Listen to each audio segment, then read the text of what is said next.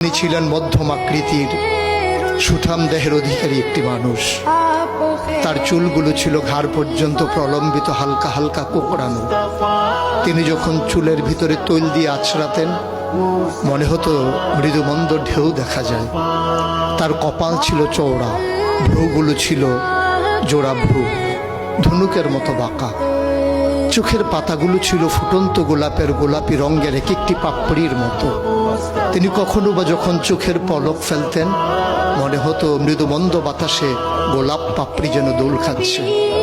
তার চোখের সাদা অংশ ছিল রক্তিমাভ সাদা, কালো অংশ ছিল কৃষ্ণ কালো। তার নাকটা ছিল খাড়া, নাকের ছিদ্রগুলো ছিল ছোট ছোট। নাকের নিচে ছিল সরু চিকন গোঁফ, গোঁফের নিচেই সেই গোলাপি রঙের ঠোঁট। তার ঠোঁটগুলো যখনো কখনো বা মুচকে হাসত, গোটা পৃথিবীর মানুষ অবাক বিস্ময়ে দেখত। গোটা পৃথিবীতে যেন